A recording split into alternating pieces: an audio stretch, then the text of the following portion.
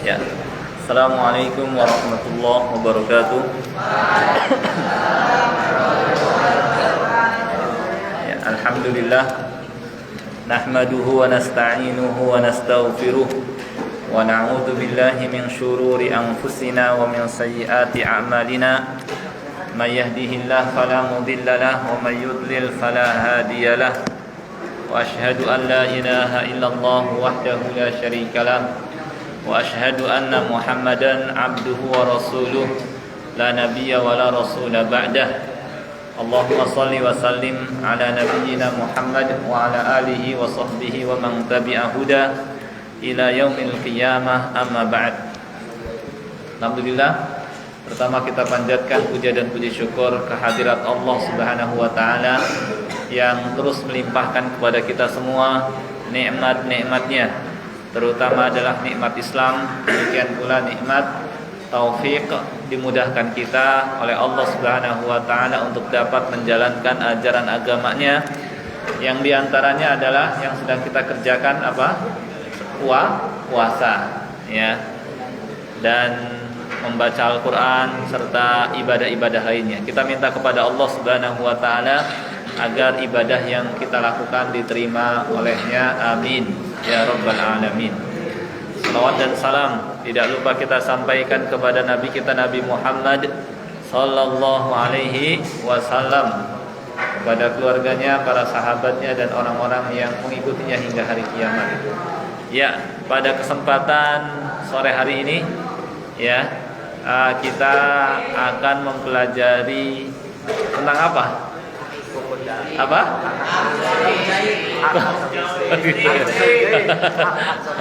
Oh gitu. Iya, Ustaz sudah sampaikan ke yang lain, ke Ustaz-Ustaz juga. Wah, kayaknya belum cocok buat kalian ini. Belum waktunya. Tapi karena sudah tertulis begitu dan bukunya membahas begitu, ya mau gimana lagi, terpaksa. Ya, kita akan bahas materi itu, ya. Ada ketan lagi, ya. Kita akan bahas itu, ya, hukumuz zaujain, atau ini tumbenan Ustaznya. Alhamdulillah, maksudnya baru terus ini, ya. Adab, etika atau hak-hak suami istri. Ya, enggak apa-apa, kita akan bahas, ya. Karena innallaha la yastahyi minal haqqi syai'a. Innallaha la yastahyi minal haqqi. Sesungguhnya Allah Subhanahu wa taala tidak malu menerangkan kebenaran. Maka, ya, meskipun kadang-kadang masalah ini sensitif, atau kalau kalian mungkin belum waktunya, enggak apa-apa diterangkan supaya punya bekal, supaya punya modal. Ya, baik. Islam adalah agama yang datang membawa keadilan, ya. Datang membawa keadilan. Adil itu artinya adalah i'ta'u kulli dzi haqqin haqqah, memberikan yang punya hak akan haknya. Masing-masing kita punya hak, kemudian diberikan haknya. Kalian sudah pelajari sebelumnya, ya, adab kepada Allah, hak Allah. Ketika kita memberikan hak Allah, apa hak Allah? Diibadahi dan tidak disekutukan, berarti kita berbuat adil. Kepada Nabi sallallahu alaihi wasallam, diimani, ditaati, dicintai, berarti kita sudah berlaku adil. Kepada orang tua, orang tua kita, ibu kalian yang melahirkan kalian, bapak kalian yang menyiapkan nafkah untuk kalian, berangkat pagi, pulang sore atau malam, ya, mencari nafkah untuk apa? Membahagiakan kalian, ya.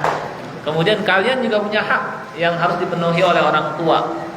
Apa hak kalian yang harus dipenuhi oleh orang tua? Nafkah. Kalian butuh makan, minuman, kemudian kalian juga butuh pendidikan, ya.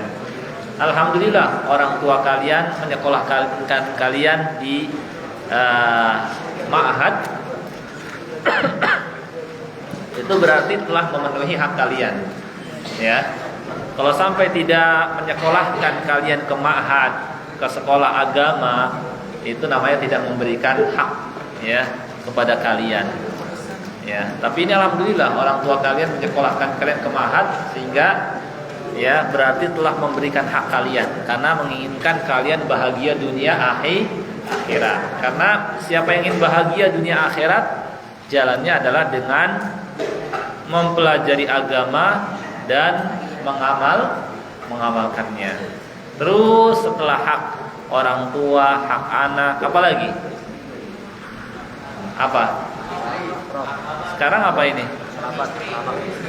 Oh, yang sebelumnya apa tadi? Sebelumnya hak kerabat dengan nyambung tali silaturahim, berkunjung ke saudara, ya supaya tahu ini saudara, kemudian supaya semakin kuat hubungan, supaya tahu keadaan, supaya bisa meluruskan juga, memperbaiki juga keadaan agamanya, yang kalau misalnya mau keliru bisa diarahkan dan seterusnya. Dan sekarang kita mempelajari apa ini? Hak suami istri. Ya, suami punya hak, istri juga punya hak. Ya, kalau tidak diberikan haknya, kebalikannya namanya zalim. Allah tidak suka dengan orang-orang yang zalim. Ya. Baik, Ustaz akan terangkan dulu. Sebelum menerangkan hak suami istri, ya, Ustaz ingin terangkan hukum-hukum di awal, ya, pernikahan, dari mulai sebelum menikah sampai setelah menikah, insya Allah. Ya, maka perhatikan baik-baik, ya. Nabi SAW bersabda, ya ma'syarasy syabab, man istata'a minkumul ba'ah fal yatazawwaj. Wahai para pemuda, ya, siapa saja yang sudah sanggup untuk menikah, ya, maka hendaknya menikah. Fa innahu aghaddu lil basar. Karena dengan menikah itu lebih menundukkan ya, lebih menundukkan pandangan, ya, supaya enggak jelalatan pandangannya. Wa ahsanu lil farj, dan lebih menjaga kehormatan, ya. Wa man lam yastati fa alaihi bisawm. Siapa yang enggak sanggup maka berpuasa. Fa innahu lahu wija, karena puasa itu pengebirinya dalam arti melemahkan syahwatnya. Ya. Manusia Allah Subhanahu wa taala ciptakan, ya, di samping punya akal juga punya hawa nafsu dan syahwat. Ya. Bedanya kalau malaikat, ya, nggak dikasih ini, ya, mereka diberikan ya, ilmu juga. Jadi ada perbedaan, ya. Bedanya manusia dengan malaikat, bedanya manusia dengan hewan, ya. Ini ada pada pertama perbedaan manusia dengan hewan. Kalau persamaannya sama-sama butuh makan, sama-sama butuh minum, sama-sama butuh nafsu, ya. Nah, cuma perbedaannya manusia di samping, ya, butuh kepada itu semua, manusia Allah karuniakan yang namanya akal dan agama. Akal dan agama. Kalau manusia, ya, kalau hewan karena nggak dikasih akal, ya, dia mah nggak memperhatikan mau halal mau haram, dicomot aja, diambil aja, ya, mau nggak ngelihat itu halal haram, nggak ngelihat, ya. Kemudian juga ketika sudah makan apa saja yang mau dimakan, ya, setelah dia kenyang, kemudian syahwatnya tinggi, lihat yang betina, nggak ngelihat ada orang apa enggak, langsung datangi, ya. Itu karena hewan nggak dikaruniakan akal dan agama, sehingga langsung datengin. Maka, ya, kalau kalian lihat di sekeliling kalian ada hewan datengin yang jantan kepada betina secara terbuka, ya wajar, karena mereka nggak dikaruniakan akal dan agama. Tapi kita, ya, dikaruniakan akal dan agama. Dengan akal kita dapat berpikir, pantas enggak melakukan hal itu. Secara agama bagaimana? Orang yang enggak punya akal, maka dia seperti hewan, ya. Laki ngeliat perempuan langsung datengin, kemudian terjadilah apa yang terjadi, seperti halnya hewan. Jantan lihat betina, ya langsung didatengin, tanpa ngelihat kanan kiri ada orang nggak ada orang, bodo amat. Maka kalau ada yang seperti ini, sama seperti hewan. Kita punya akal, dan Allah karuniakan manusia itu punya pengendalinya. Ada berapa itu? Akal, agama, dan rasa malu. Akal, agama, dan rasa malu. Dengan akal seorang berpikir, kalau saya mendatangi sedangkan orang pada menyaksikan, apa kata dunia, ya, maka timbullah rasa malu, ya.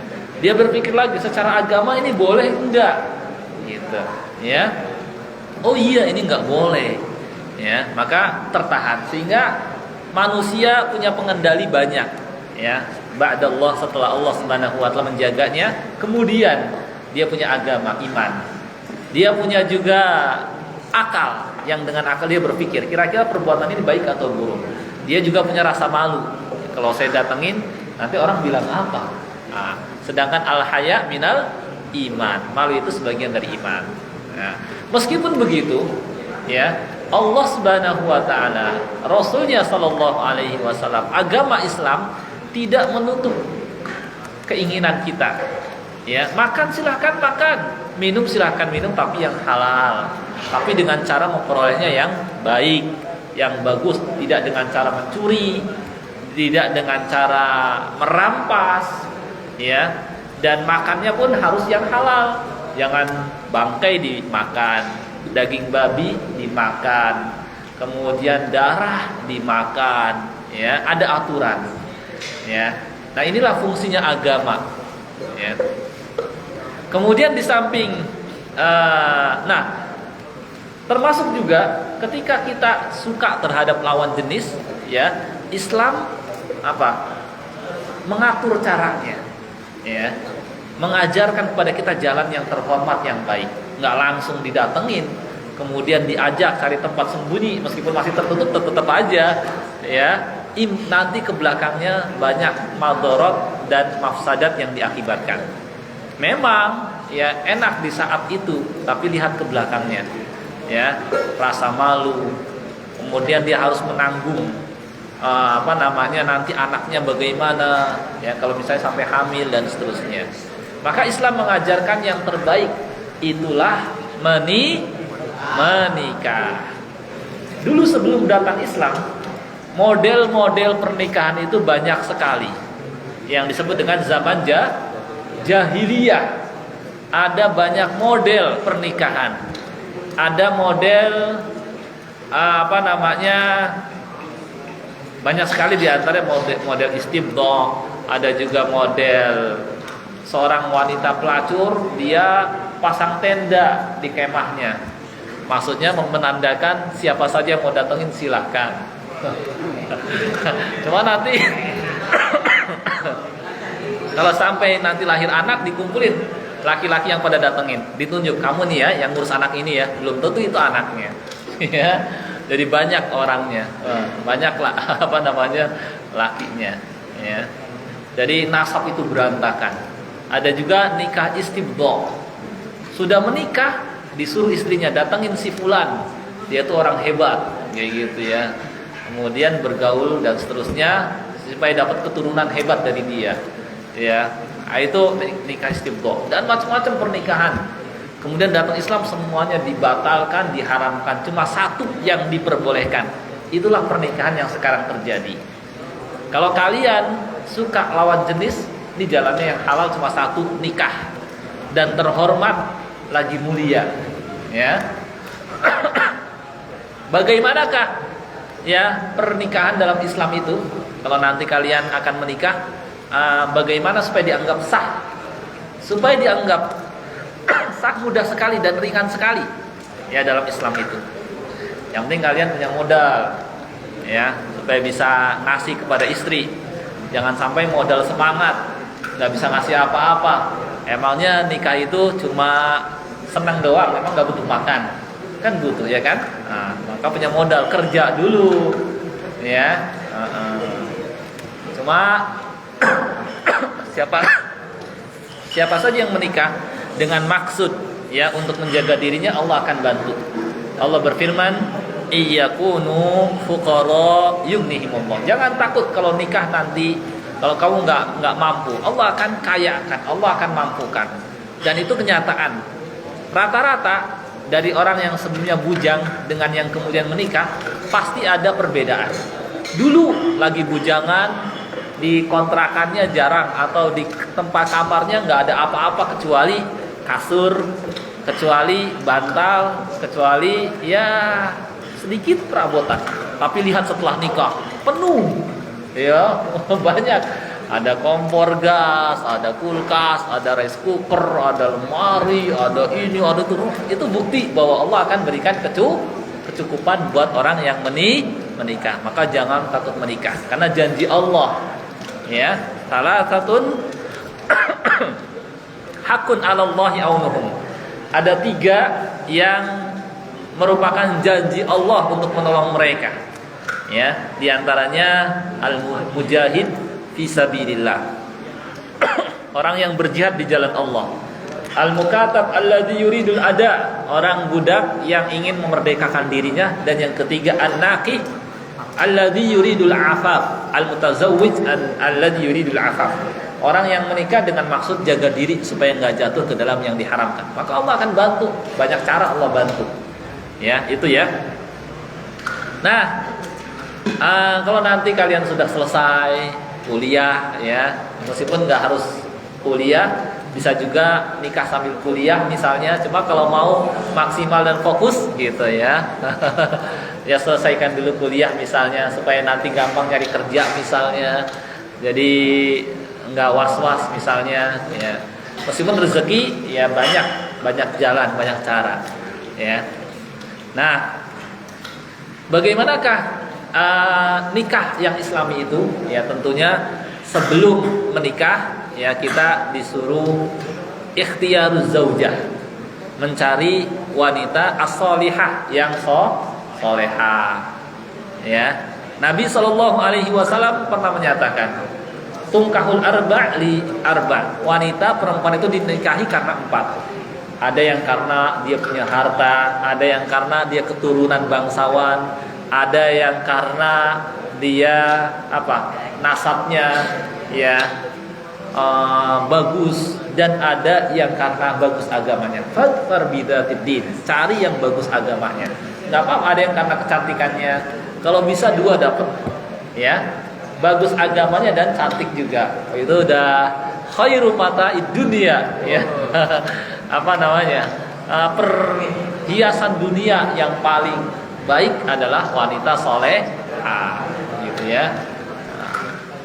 Nah, wanita solehah, ya, kelihatan dari penampilan juga sudah kelihatan, ya. Atau dengan tanya kepada orang yang kenal dengan dia gimana sih, gitu, ya. Oh, dia itu masya Allah tertutup sekali, rasa malu sangat tinggi, lisannya dijaga, ya, qanaah ini itu, ini udah cocok kayak gitu. Kemudian dilihat, ya, gimana cara lihat? Banyak cara juga, ya. Bagus diem-diem, gitu ya. Kayak sahabat juga diem-diem. Jabir bin Abdillah ketika mau nikah, ya, dia mantau dari kejauhan atau dari dekat, cuma di balik pohon, gitu ya. Dilihat, diintip, ya, intip yang halal dilihat, mukanya, tangannya, ya, dilihat. Cantik nih, lumayan nih, kayak gitu. Kalau udah seperti ini, ya, maka maju. Nggak usah nunggu nanti keburu diambil orang, keburu disalib. Iya, mau harus begitu, ya. Siapa cepat dia duluan, ya kan? Nah, ya. Nah, setelah kita lihat, wah ini cantik banget ini, masya Allah, luar biasa. Dan soleha lagi, kerudungnya lebar, panjang. Wah, ini harus segera nih, kalau enggak nanti diduluin sama yang lain. Gimana caranya?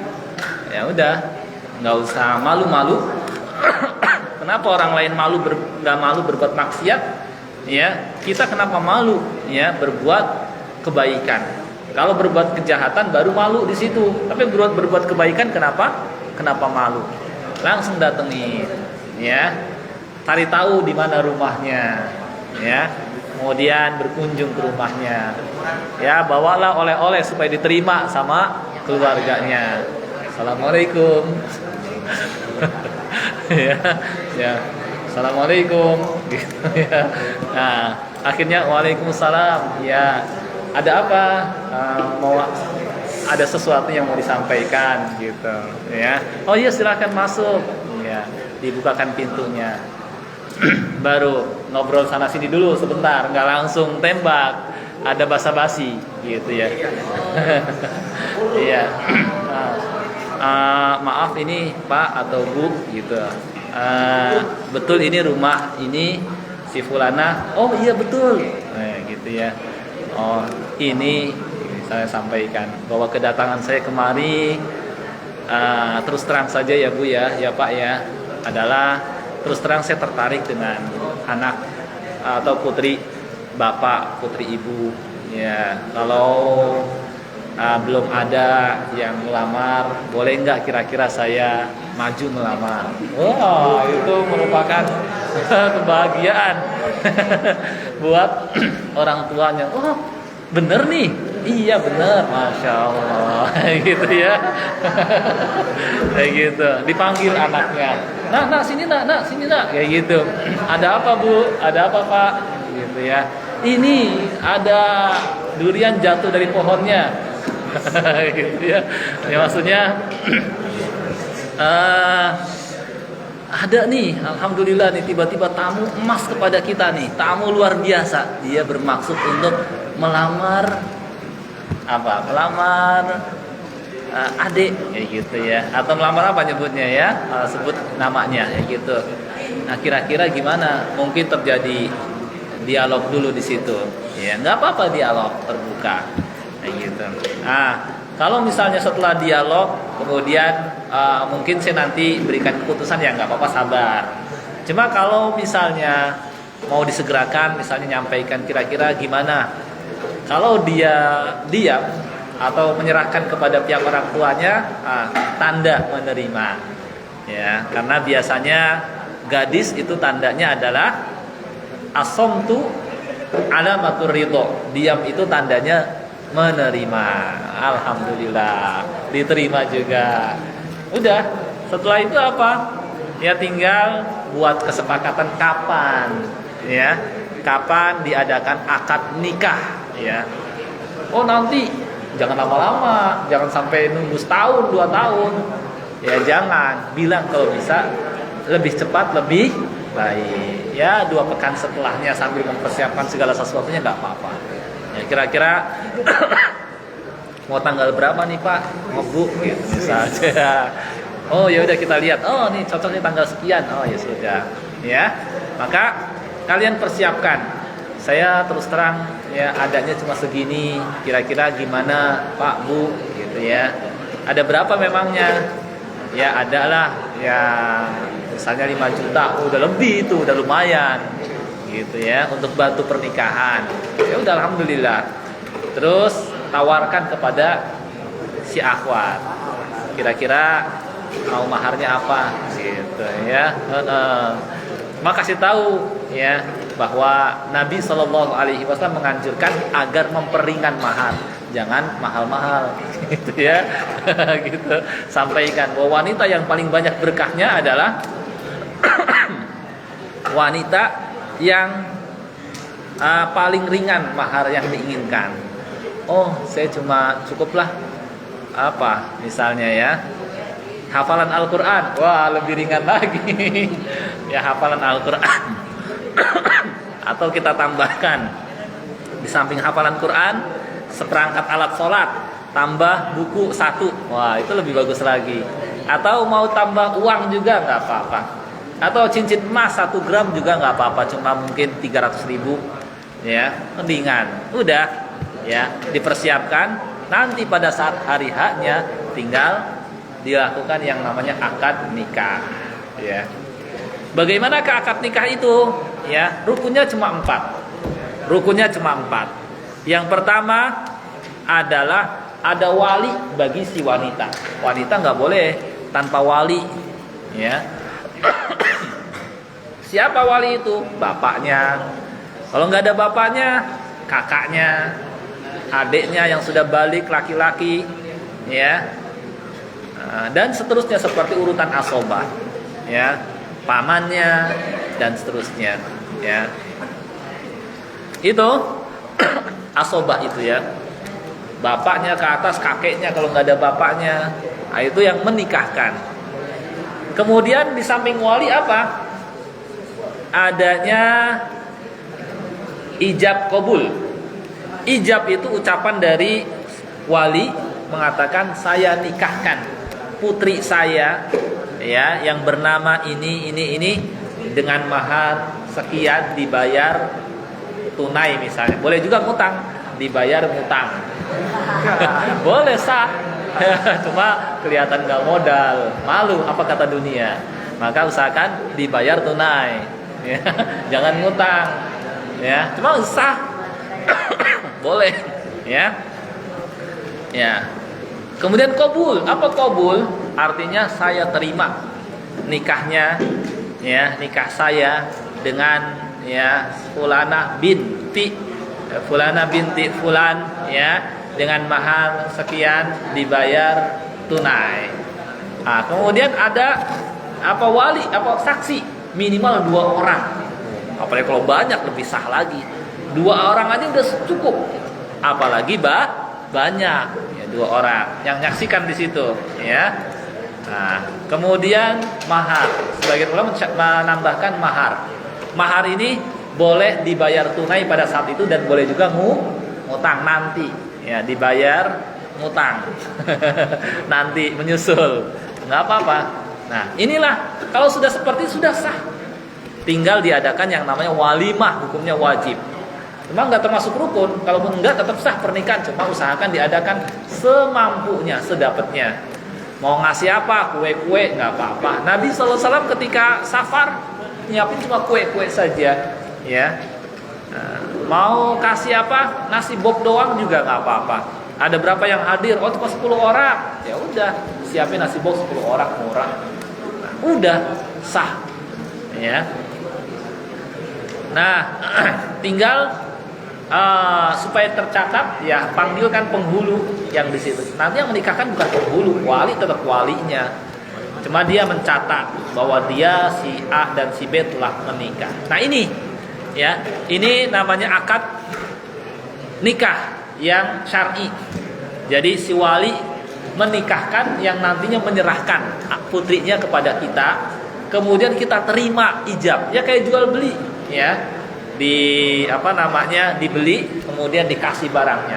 Kita bayarnya pakai apa? Pakai apa? Mahar. Ya. Jadi mahar itu ibarat bayarannya.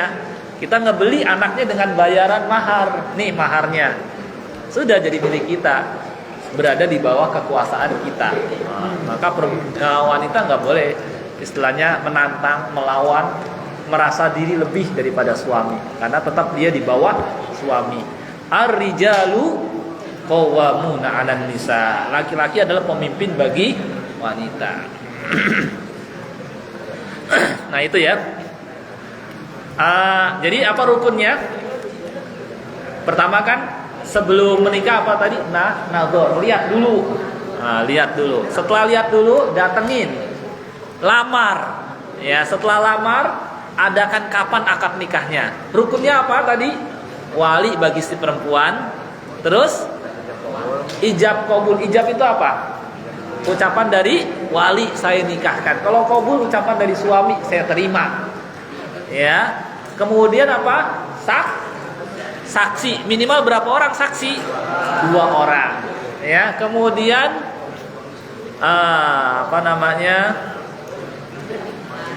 mahar. Ya, mahar. Mahar ini boleh dibayar tunai, boleh juga nanti atau ngutang. Cuma kesannya kurang bagus, ya. Maka siapkan, harus modal, ya. Nah, setelah nikah sudahlah dia menjadi istri istri kita. Ya sudah. Nah, setelah itu terserah kita. Cuma ada adab-adabnya, ya, nggak langsung datengin begitu saja, ya. Ya, setelah bersama kita, ya, kan yang namanya masih awal-awal pernikahan pada makan-makan, ngobrol sana sini, ya. Nah, berikan masukan, ya, kepada hadirin. Mungkin kita nggak lama-lama, ya.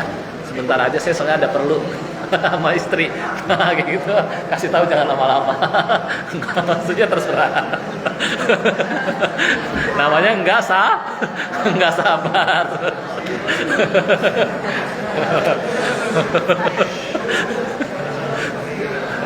Ya udah, nggak usah lama-lama deh. Setengah jam cukup setelah akad nikah. Ada khutbah nikah juga bagus di awal khutbah nikah. Ya, khutbah nikah, undang seorang ustadz ceramah. Ya, ceramahnya tentang pernikahan, bagaimana menjalani pernikahan. Diawali dengan khutbatul hajat, innal hamdalillah dan seterusnya. Kemudian baca ayat, ya ayyuhalladzina amanu taqullaha haqqa tuqatih, ya ayyuhan nasu taqu rabbakumul ladzi khalaqakum min nafsin wahidah, ya ayyuhalladzina amanu taqullaha wa qulu qawlan sadida. Terangkan bahwa nikah adalah ajaran para nabi, ya. Siapa yang enggak suka sama nikah, sama aja benci sama ajaran Nabi sallallahu alaihi wasallam. Dan bahwa dengan menikah semakin sempurna kita beribadah kepada Allah, bukannya semakin ya nggak bisa beribadah. Ya, kita terangkan. Setelah selesai itu semua, ya sudah tinggal makan-makan. Ya, yang lain doakan barakallahu lak wa baraka alaik wa jama bainakuma fi khair. Ya sudah, selesai. Nah, yang hadirin harus ngertiin. Ini jangan lama-lama nih, Kak, dia kayaknya udah nggak sabar ini. Ya sudah, ya. Udah, tinggal masuklah ke kamar.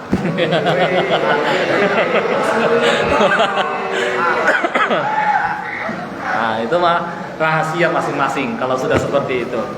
Cuma ada adab-adabnya. Ada adab-adabnya. Ya, adab-adabnya sebelum ke kamar, ya, belikan susu dulu. Ya. Susu kotak lah misalnya, atau buat susu segelas. Kemudian apa? Pegang rambut depannya. Kemudian apa? Doakan. Allahumma inni as'aluka khairaha wa khairu ma jabaltaha alaihi wa a'udzubika min syarriha wa syarri ma jabaltaha alaihi. Kemudian kasih minum. Habis itu ngapain? Sholat dulu 2 rakaat berjamaah. Itu lama banget Ustaz, ya sabar. Ya, setelah itu terserah masing-masing. Udah tamat, selesai. Ya, sudah itu nggak ada aurat, batasan aurat antara suami istri, udah nggak ada batasan aurat. Awal-awal masih malu-malu, setelah itu sudah biasa. Dan seterusnya. Begitulah proses pernikahan, ya. Baik, sudah. Setelah itu masing-masing suami dan istri punya hak, ya. Suami punya hak. Apa hak suami? Ditaati, ya. Harus nurut, ya. Suami lagi mau harus datengin meskipun istri.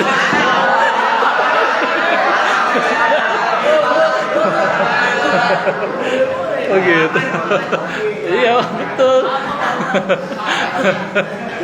Ya, harus taatin. Ya, bahkan kalau misalnya istri nolak, maka akan dilaknat oleh malaikat sampai pagi hari. Ya. Ya, tinggal bilang aja lagi mau. Apa kalimatnya terserah kalimatnya. Ya. Lagi butuh misalnya harus naatin.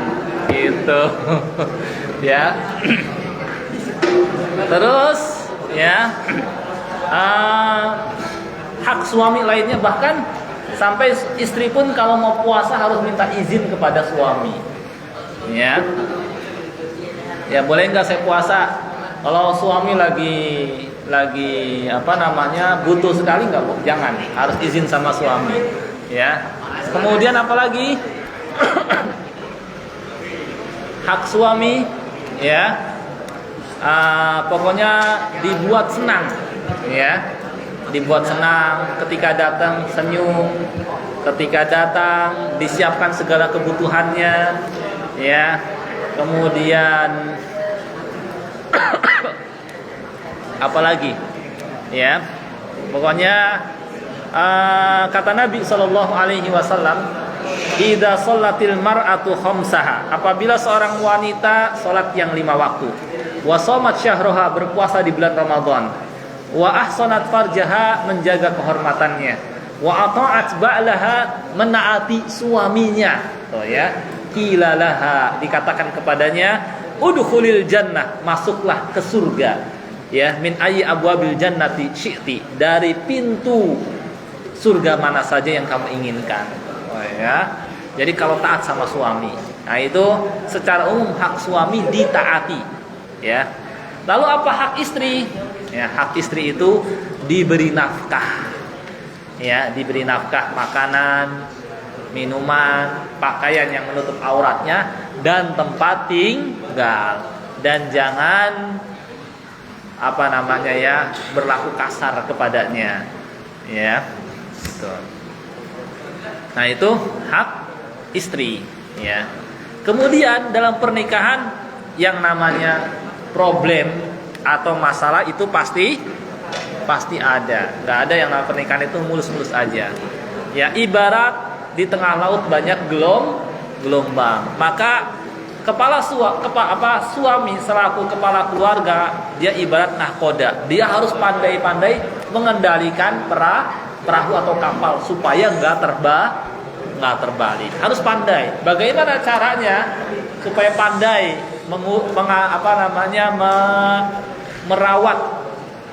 merawat rumah tangga, ya, berbuat baik kepada istri, ya.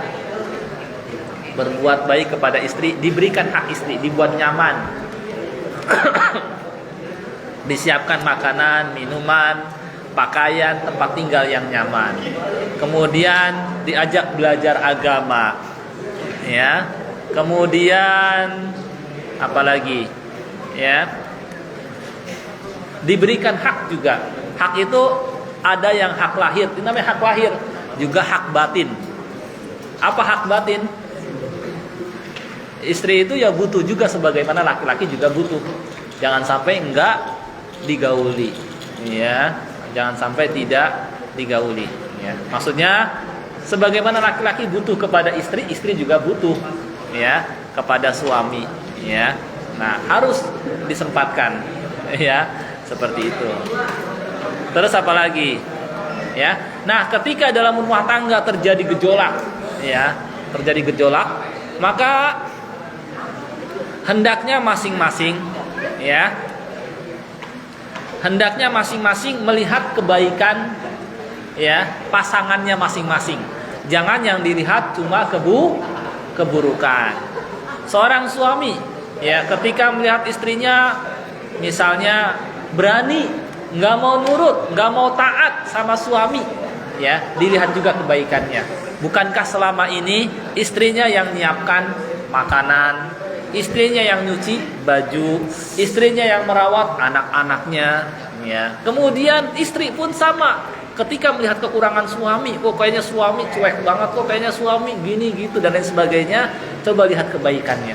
Bukankah suami yang menafkahinya, yang berangkat pagi, pulang sore atau malam demi membahagiakan? Mungkin dia lagi capek, mungkin dia lagi banyak kerjaan, mungkin di kantornya lagi banyak masalah sehingga agak cuek dan lain sebagainya. Maka masing-masing harus melihat kelebihan masing-masing. Kata Nabi Shallallahu Alaihi Wasallam, la yafraq mu'minun mu'minah. Janganlah seorang mukmin membenci wanita mukminah. Janganlah seorang suami benci kepada istrinya mukminah. Ingkariha minha khuluqa radiya minha khuluqan akhar. Kalau dia enggak suka kepada akhlaknya yang satu, boleh jadi dia senang dengan akhlaknya yang lain. Ingat baik-baik, enggak ada wanita yang sempurna kecuali cuma 4 orang doang di dunia ini. Ingat, enggak ada perempuan yang sempurna di dunia ini kecuali cuma 4 orang. Siapa? Asiyah istri Fir'aun, kemudian Khadijah istri Nabi Sallallahu Alaihi Wasallam, kemudian Maryam sama Fatimah. 4 4 ini, ya, Khadijah, Maryam, Asia, sama Fatimah itu udah perempuan sempurna, nurut, nggak pernah, pokoknya pada ya Khadijah sampai Nabi Shallallahu Alaihi Wasallam sering sebut-sebut Khadijah karena bukan main akhlaknya kepada suami. Ya, Fatimah juga sama. Ya, itu pemimpin wanita surga. Nah, selebihnya nggak ada yang sempurna. Maka nanti meskipun kalian menikah dengan wanita yang kelihatan soleha, tetap ada kekurangan. Kadang akhlaknya begini, kadang akhlaknya begitu, kadang cemburu, kadang ini dan itu. Maka terima, ya, sikapi bahwa seperti itulah wanita. Dan ingat, Nabi Shallallahu Alaihi Wasallam menerangkan mereka diciptakan dari tulang rusuk. Hawa dulu diciptakan dari tulang rusuk Nabi Adam alaihissalam. Keadaan tulang rusuk itu lurus apa bengkok? Bengkok. Ya, jadi keadaannya seringnya bengkok. Ya.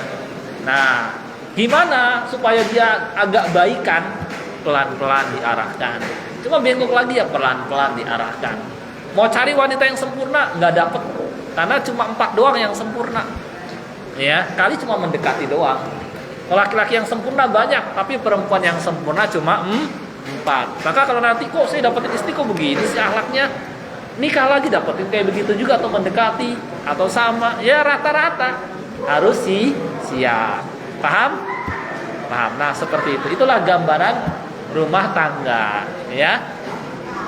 Yang penting kalian berikan hak istri. Ya, istri pun harus berikan hak kalian, maka insya Allah yang namanya rumah tangga akan langgeng. Ya,